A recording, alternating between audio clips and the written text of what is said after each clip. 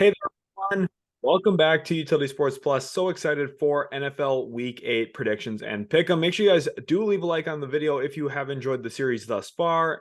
Subscribe to the channel for more great content like what you've seen. And let's jump into it here, Austin, with our pick 'em records this year. Now, Austin, before we got on camera here, was saying, well, Sheldon, you keep gaining games on me. Couple weeks in a row. I know it's miraculous. Listen, a clock that's broken is still correct 2 times a day. So that's kind of where I'm feeling like at right now. I'm just, slowly creeping back in there. But I think that's secretly an admission from Austin that, hey, yes, he knows he was dominating me early on in the season because he's like, hey, you're creeping back in and you're still more than a handful of games out from my spot. And listen, 68-38, you can't argue with the record there. The only thing I'm not surprised about, obviously being behind him, that's not surprising, but I am surprised he doesn't have at least 90 correct games at this point. Typically this time of the year, he's at least got 90 correct picks. So, crazy season this year. It's the only reason I'm still in the picture at all right now. Next time you see this graphic, I'm probably not even going to be on the screen. That's how far back I'm going to be. So let's jump into it now. Let's see how I can screw myself. We do have quite a few games different this week. One of them that we do not have is the Bills hosting the Tampa Bay Buccaneers. This game, Thursday Night Football, prime time. The Bills are going to win this game. Listen, I know the Bills have been kind of up and down this year, 4-3 record. I don't think that really indicates how good of a team they are. They've had some really weird losses. They've had some close wins, and then they've had some dominant wins where they just blow out teams. This is going to be the latter. They're going to go in. They're going to blow out Tampa Bay. They're going to tell the world, hey, yeah, we're still really, really legit. And when it comes down to it, they're one of the best teams in football. So I just expect nothing less from them here, Austin. How big of a game is this for Buffalo to get back on track? It's a big game. It absolutely is, going against the Tampa Bay Buccaneers, who have had some ups and downs. But when you look at the Buffalo Bills, this is the same force that they are going to be reckoned with moving forward. Now, I know some people have some concerns. Obviously, that going into Gillette and the performance that they had was less than exciting. But at the end of the day, this team has to get back on track. Josh Allen has to take care of the football first and foremost, and that is going to be the main focal point. Look at them to lean on that running game. Jumping forward now into our Sunday slate, a good collection of games this week. Roger Goodell did us well with the schedule this week. Houston Texans head into Carolina to take on the Panthers. And hey, look, it's a battle between picks 1 and pick 2 in the NFL draft. We got Bryce Young, CJ Stroud, of course, kind of different trajectories through the first few games of these guys' young careers, and a lot of different circumstances around them as well. Listen, Houston made a big trade, moved back up into the top 3 to get Will Anderson.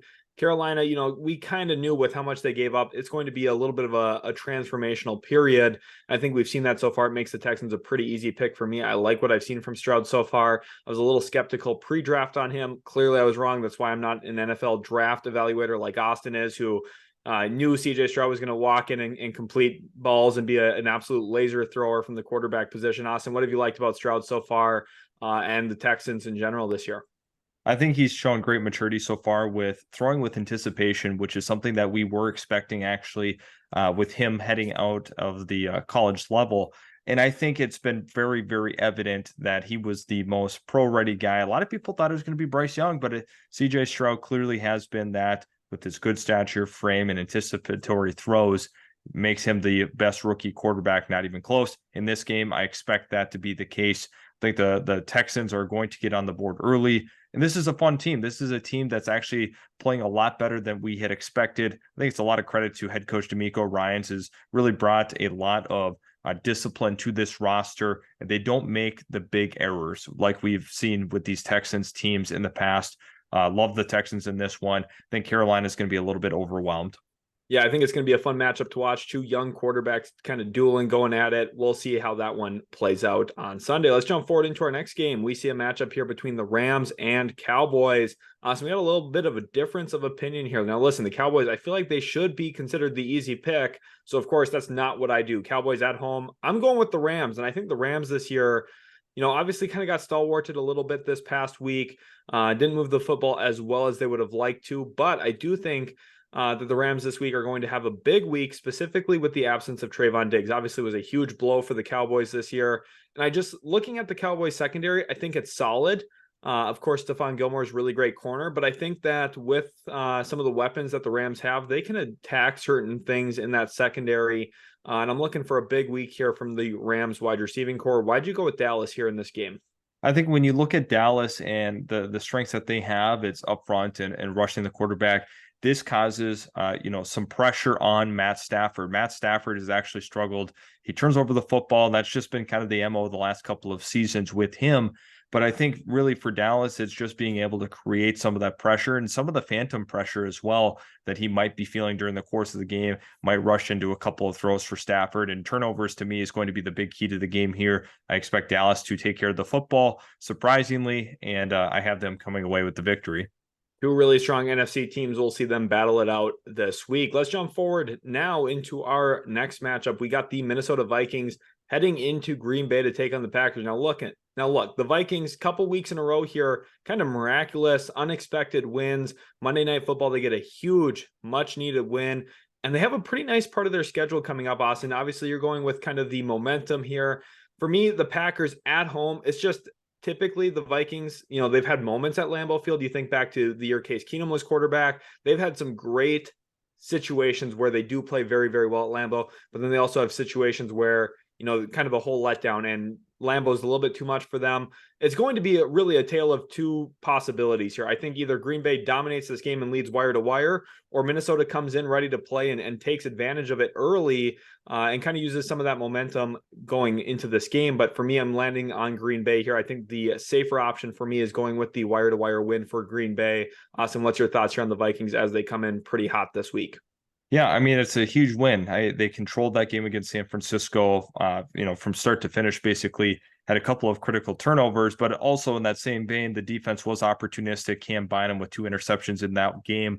And I think when you look at the Minnesota Vikings, this is a must win. This is for both teams, quite frankly, to stay truly in the race in the NFC North, with Detroit really spearheading the way. To me, Minnesota has to win this one. They're down a couple of playmakers. They're not healthy heading into this one. But at the end of the day, Kirk Cousins has been the better quarterback. From what I had seen from Jordan Love in Denver, I struggle to trust him on a week-to-week basis. And that's why I actually, for the first time, had some confidence in the Vikings over the Packers. Historically, a matchup I picked the Packers 8 out of 10 times in. Yeah, definitely an interesting matchup. And like you said, Austin, one that's going to go a long way in seeing how those NFC North standings shake up later on in the season. Our next game now, we see a matchup here between the New Orleans Saints and the Indianapolis Colts. And Austin, we're split again. You're going with the Colts, the Colts have played very good football. If you're an Indianapolis fan, you've got to be pretty excited about the future. Now, Anthony Richardson out for the season. We talked about that last week a bit with his shoulder injury. That's okay. The Colts, listen, this is still a good positive vibe around the team right now. I think Shane Steichen was a great head coach hire. Austin, you know how I feel about that. But for me, very rare to see me picking the New Orleans Saints. I typically don't do that. They're 3-4. But this is what we call a must-win game for them. The Falcons at 4-3, the Buccaneers at 3-3. Depending on how this week shakes up, you could see the Saints go from third all the way up to first in the division, which is a huge possibility for them and something they need to capitalize on. I have them winning this game in what I think is a winnable matchup against another 3-4 team in Indianapolis. Austin, why'd you go with the Colts? I think the Indianapolis Colts have shown me enough this offense can move the football. Despite Anthony Richardson being out, Gardner Minshew is a more than capable starter in this league. He can win games. He's shown it time and time again. He can win some of those games you don't expect him to win. The running game has been a big reason why they've been so successful as well, with Zach Moss and now Jonathan Taylor working his way and progressing into full-time speed here. They're really trying to get him worked into the offense early and often. And Josh Downs has been a tremendous surprise. I talked about him a lot in the pre-draft and how excited I was for him to operate out of the slot. He's been terrific for them and has been a breath of fresh air in that receiving room. Yeah, I think the Colts do have a lot of young talent. Excited to see where the future takes them. Again, I'm just going with New Orleans this week. We'll see how it all shakes out, though, on Sunday. Make sure to leave your comments down below as we transition to our next game. Austin reads all of the comments, so make sure you guys let him know who you're picking with. How is your record looking this year as well? And we got an AFC East matchup here, Austin. The 5-2 Miami Dolphins, who, listen, I don't think we can rave enough about this team. They've just been dominant. Tua Tagovailoa has been probably one of the best deep ball passers in the NFL the last couple of seasons. And listen, the Patriots, hey, we talked about it a couple weeks ago, that even when the team's not playing its best football, it just takes 60 minutes of good concentrated play. And that's exactly what the Patriots gave us this past week. Kind of a fun matchup here now where the Patriots, yes, they've been stalling. They're only 2-5 this year, but coming off of a pretty important and big win for them in division, they have a shot to maybe knock off another team. Austin, why'd you go with the Dolphins and prevent the Patriots from going back to back here? It's just too explosive. It's so tough to stop, despite New England, last week actually looking very tough and competitive against a division rival, which they very well could do in this game where they maybe could slow down Miami a little bit. But I think it's just too much fireworks. I look at the New England Patriot offense as inconsistent. There's not a guy on this offense where I'm like, man, he's going to consistently go out and make plays. Especially in that receiver room, I have a lot of question marks there. There's not some guys to take the top off the defense to really create those explosives like Miami has. But Mac Jones plays best game of the season last week, and I fully expect him to look a lot better than he has at the start of the year in this game. But to me, Miami is just way too much. Yeah, all of the reasons you laid out are the exact reasons why I feel like Miami wins this game. Now, if you're a Patriots fan, one thing you can kind of hang your hat on, the one thing that looks like, prime Bill Belichick coach football teams, they don't give a lot to number one wide receivers this season. They've been doing a really great job limiting the stars at the wide receiver position this year, especially when you look at the numbers of some of those top guys they've faced so far. They've done a really great job there. Of course, the offense has been the problem, though. And outside of Tyreek Hill, the Dolphins still have a ton of speed and kind of ways to take advantage of what the Patriots are likely going to do on defense. Jumping into our next one, again, make sure to leave a like on the channel and subscribe for more. Austin, this is a great game here. Jets, Giants. I never pick my New York Jets, yet here I am. Someone take a screenshot. Jets are written right under my name there on the graphic. Austin, this is crazy. This is I think the second time all year you've picked your favorite team as well, the New York Jets. Interested to hear your defense of that, as you preseason said possible Super Bowl team. That's weird. I just want to hear your thoughts on this game, Jets, Giants. Who do you got? Why? And I'm just surprised the Jets are under your name as well. Yeah, I think when you look at the New York Jets, this defense is tough to run on. They're tough to throw on. And at the end of the day, this offense is starting to come into its own. I think that, coming off a little bit of rest here, the Jets are going to be ready and firing on all cylinders. Now, they get a Giants team who had a nice surprising win while they were at home against the Commanders, which Tyrod Taylor looked competitive in that game. He kept them in it the whole time, and it came down to a final second play of an incompletion for Sam Howell to win that game inevitably. However, New York Jets, I feel like, are the better football team, better matchups, and I think they're going to be able to contain the run. It's going to force the guys on the perimeter for the Giants to make some plays, which, once again, I don't have a ton of confidence in. Who I do have confidence in is just Robert Saleh and the rest of the staff here. Jets are taking this one. As a Jets fan, I can tell you guys, this has been a great season. We're 3-3. We're ranked 25th in offense, which means we've been absolutely dynamic this year. I don't know how we're playing so well. It's a real shock to me. It feels like I'm watching Ryan Fitzpatrick in 2015 again. It's that good. Don't believe in the Jets too much, but against the Giants, it's a pretty easy pick. Let's jump into our next game. We see a matchup here. Oh, do we even have to say much about this one? Look, one of these teams has won 4 straight games. The other one, all of their fans want to fire their offensive coordinator, okay?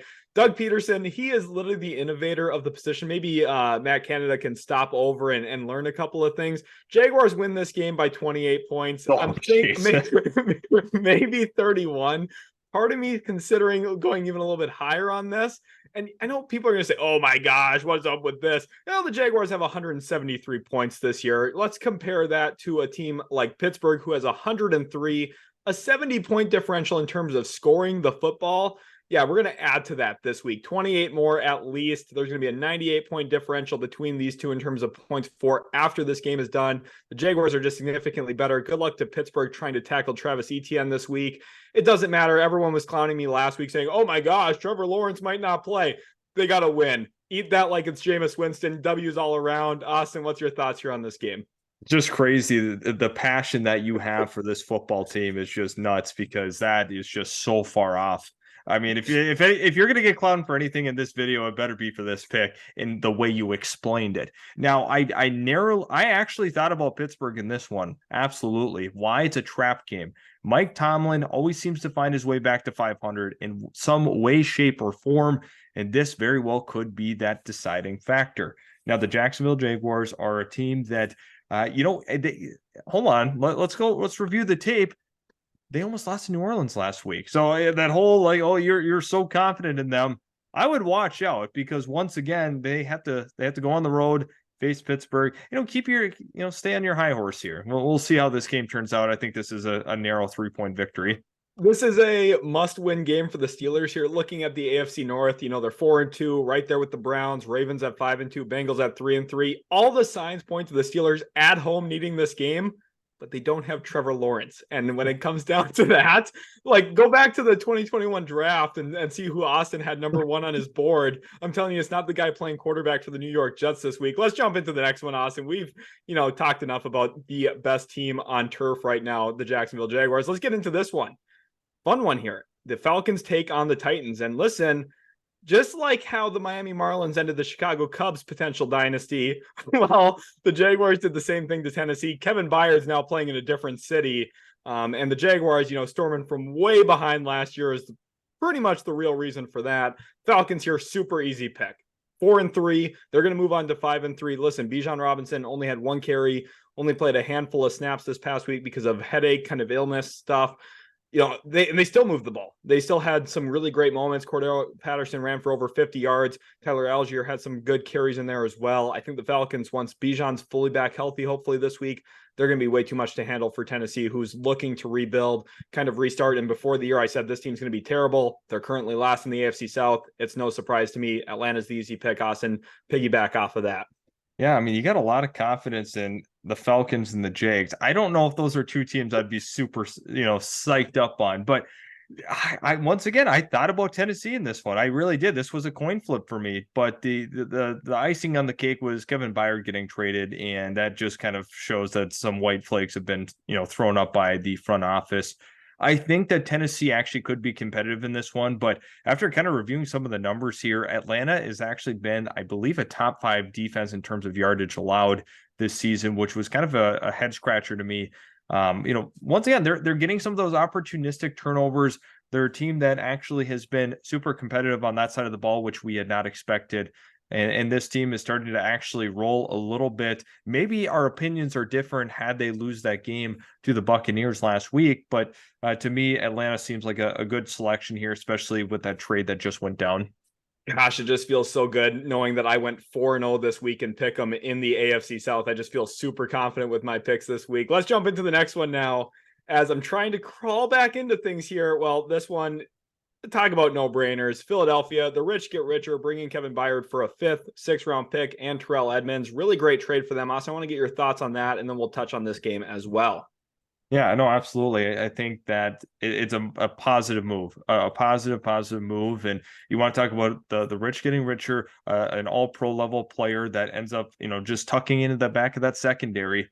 Of course, Howie Roseman pulls this off. And it makes me so mad because he does it so consistently. Every year he makes a big addition or has an elite draft pick. Let's just look at Jalen Carter, for example, one of the more dominant defensive players in the entire game, not just defensive rookies, defensive players in totality. So, Philadelphia definitely going to take this game against Washington. I wouldn't be shocked with how Pick'em went last week if Washington just decided they wanted to win this football game and then we just all look dumb. I don't know. Pick'em's been super frustrating. Games aren't going how they actually should, but once again, that's why this is the NFL. That's why there's parity, and that's why this is the best league in the world. That's an interesting take there. I'd probably rank about 8 different basketball leagues above the NFL. Not to make the NFL fans, man. Make sure you guys subscribe. Austin puts a lot of work into this. You can tell I'm just glasses guy over here. So let's jump forward into the next game this week as the Cleveland Browns head into Seattle at Lumen Field, Austin. We've got some really good play here between the Browns and the Seattle Seahawks. Listen, the Browns have been such a good defense this season. Now, look, last game, there were some ups and downs on that side of the football, but they've only allowed 115 points this season. The Seahawks, they've scored 144. They've only allowed 118. This is going to be a battle of good on good, honestly. A lot of talent on both sides for both teams. I think the Seahawks very talented defensively and offensively, have a lot of nice weapons. The Browns defensively, just an absolute menace of a football team. So, Austin, what's your thoughts on this game? You went Browns, I went Seahawks. I'm giving them the home field advantage here. Austin, the Browns are playing really well, though. Yeah, I think Cleveland has been exciting. Now, the fact of the matter is, I think we both had kind of counted out Cleveland as soon as the Nick Chubb injury happened, but they've had a nice backfield with the combination of Jerome Ford as well as Kareem Hunt now being added into the mix. It's a sufficient running game. Now, the other part of it is, Deshaun Watson just hasn't looked like the Deshaun Watson of old. But I mean, with his injuries and everything so far this year, PJ Walker playing, it's a lot of ups and downs with the offense in general, but to me, Seattle has been just as inconsistent in some regards. To me, I like Cleveland's defense just a little bit more, therefore giving them the edge. But I'm sure, once again, if you're a betting man, go with Sheldon's picks because he's the hot hand. Like he's that guy right now. I mean, it's crazy. It's crazy. He's Puka Nacua right now. I'll pick him. Talking about hot hands, Austin's got probably the best hand when it comes to drafting in fantasy. Listen, Dynasty League round 2, he goes and takes Jerome Ford. I'm like, okay, whatever. Well, look at how that's panning out this year. Austin just, an absolute genius. He's the pick'em wizard for a reason. By the way, he's a 2-time defending champ, about to be 3 times. Let's get some love for Austin down in the comment section right now. And we got a bird game here. Ravens Cardinals, okay? Ravens going to Arizona. They're just the better football team. 171 points for this year, only 97 allowed. They've won 2 straight games. They're 5-2. I think they're starting to find that rhythm, find that flow, especially offensively. The Ravens are just really, really good. The Cardinals, look, they've been competitive this year. I think a lot more than we were expecting, but they are 1-6. They're, this is just going to be a tough game for them. We like what the Ravens do year in, year out. Draft wise, they're always smart. They always just feel like pick good players. And I think that's a real reason why they're 5-2, leading the AFC North at this point. Austin, is this a close game, or are the Ravens just the better birds in this one? Yeah, I mean, I think that they had found the rhythm against Detroit, a team that actually had been so much more improved in terms of their rushing defense, which has been a drastic change this season. But Baltimore has found a rhythm throwing the football. They are not reliant on running the ball, especially with Lamar Jackson. He has developed so much as a passer, especially it's been evident this season, on time, on target. There's been a ton of drops, don't get me wrong, but wow, he's been incredible to watch how methodical he is in some of his reads. The progression of him as an actual quarterback from, just a couple of years ago to now is night and day. And I think that's a big key to success. And he wins in the regular season. That has been tried and true his whole career. Yeah, definitely a great pick for the Ravens when they moved up to get him on draft night many years ago now at this point. It's just honestly paid so many dividends for them. Let's jump forward as we get into our next game and everyone's favorite topic, the Denver Broncos. Here we are, Chiefs Broncos. Question here for you, Austin. If I set the over-under at 7.5 times Taylor Swift's on the screen in the first half of this game, what's your pick? I'm going to be bold here. I'm going to say she doesn't show up to this game in Denver. I think she's got stuff going on. I mean, maybe she's, attending, one of your concerts. I don't know. I don't know if you've seen this guy sing, but I mean, it's like a voice of an angel here. But I think when you look at this game, Kansas City is going to really overmatch them in a lot of ways, despite Denver playing super competitive in their first matchup. I don't see that being the case once again. Lightning does not strike twice. And the fact of the matter is the fact that I'm celebrating their loss is just kind of sad at this point. Everybody's going to ride high with Denver here on their win against the Packers, but I just am not buying into it. Yeah, pretty safe to say there's going to be a blank space in Travis Kelce's family suite this week. I wouldn't show up either to a Denver Broncos game if I was Taylor Swift either. Let's jump forward now into our next game. We see a matchup here between the Bengals and the Niners. And listen, Austin, you're going with the Bengals, or I'm going with the Bengals, excuse me. You're going with the Niners. Now, listen, Niners need a big bounce back win. They're kind of at a little bit of a funk right now. I do trust them long term. I really do. But I think this is a great matchup between a couple of teams. And if I have to give an edge to one, I'm picking Cincinnati because San Fran has a little bit of less prep time. You think about, Monday Night Football game. They've got some stuff going on in terms of trying to right the wrongs, and they have one less day to do it. And I think kind of the practicality of that leads me towards Cincinnati, who again is a very, very talented football team, constantly a contender in the AFC. And I think they're going to continue trending in the right direction this season as the year goes on, like they typically do. Austin, you go with San Fran though here. What's your reasoning? I think the front seven is the biggest reason. Now, once again, we don't have the injury status of Fred Warner. After he got hurt in the game, he was sidelined towards the end of it. But I think that's a big difference maker. Maybe if he's out, that this is a different story. But I think with the front seven in general, it's going to be just too much for Cincinnati to handle up front unless Joe Burrow's getting it out incredibly quick and he's making every correct read. But it's just super tough with Cincinnati's inconsistency up front, which has been a major plague of Joe Burrow's career. It's just the guys up front. To me, San Francisco needs a big bounce back win, but I am not wavering despite the loss against Minnesota on the road. I still think that this is one of the best teams in football, and I think the Bengals do have some things to figure out. Normally, I am the biggest Cincinnati Bengals fangirl when it comes to pick them, but man, this year I have actually been unbelievably low on them.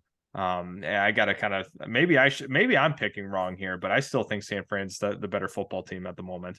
Listen, San Fran 5-2. They've lost their last two. That also means that they're due. They're just a flat out good football team. They likely do win. If you're actually putting money down, do not listen to me. I'm just glasses guy here on the channel. Go listen to Austin. All right, go with the 49ers. Let's jump into the next one. We look at a matchup here on Sunday Night Football, and boy, did the schedule makers get this one right. Chicago Bears football on Sunday night, halfway into the season. How did they know this is what I wanted to watch this week? Oh, wait, it's not, okay? The NBA season starting, we'll see if this one gets on my TV screen on Sunday night or not. But the Chicago Bears, they head into Los Angeles to take on the Chargers. SoFi Stadium, that super famous fan's going to be there with the Buffalo Wild Wings hat again. Not sponsored, by the way, but she was. Austin, Chargers win this game. It just feels really, really comfortable to me. The Bears are just not that good of a football team. They are 2-5 on a 1-game win streak right now. If that's what you want to call a streak for Bears fans, it probably is considered one. Austin, why did the Chargers win here? Yeah, it absolutely rips into the Bears fan base for no reason. What a stray. Don't worry, Bears fans. I'm with you. At the end of the day here, I just like the Chargers. They're a better football team. They're more explosive. They had a competitive game against Kansas City. And I just think that I just don't believe in this Bears offense, regardless of who's at quarterback. I don't have a lot of confidence, in the run game either. I don't think that's sustainable, even though this would be the week to be able to put up some yards rushing, because the Chargers actually have struggled a little bit in that department. But to me, I don't want to overthink it. The Chargers are at home. They're the better football team. All things in the formula point to Justin Herbert getting the victory. Of course, Eberflus was a defensive-minded coach they brought in. The whole purpose of bringing him in, paying a guy like Tremaine Edmonds, is to build a good defense. Well, they've allowed the third most points in the NFL this season. Obviously, it's kind of tied to the offense. The offense has to move the ball a little bit better, set a better field position, so on and so forth. But to be frank, the team's not getting it done on either end. I think the Chargers win this game pretty handedly. And let's jump forward. We get into our electric Monday night game, and talking about electric, Jahmyr Gibbs has that type of game finally. Austin, 27 points this week. Now, I do need to tell the viewers, you did wax me by 60 points this week in our Fantasy Dynasty League. Had to get that into this video too.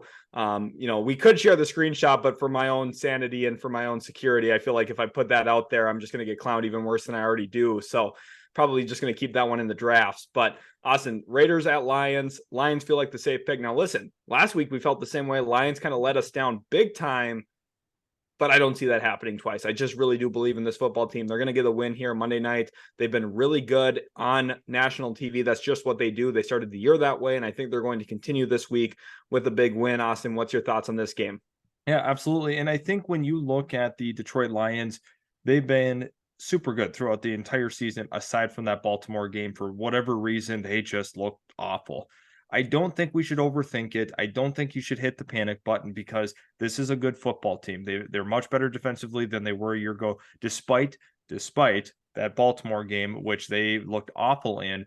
But to me, I don't have that much confidence in the Raiders either. And I think you've been scarred by them enough times to not select them in a Monday night primetime game. But to me, the Lions are going to get the job done. Also, quick side note, Sheldon did not put a couple players in his lineup for a fantasy matchup. That is why he lost by the amount he lost by. Yeah, it's interesting that Austin threw that last little bit of phrasing in there, acknowledging essentially that I would have lost regardless had I played my best lineup. Austin could have put his, wide receiver 7 in there. By the way, that guy's ranked probably 12th in the league. He's that good and that deep. But no, it wasn't pretty, guys. You don't want to see it. Trust me.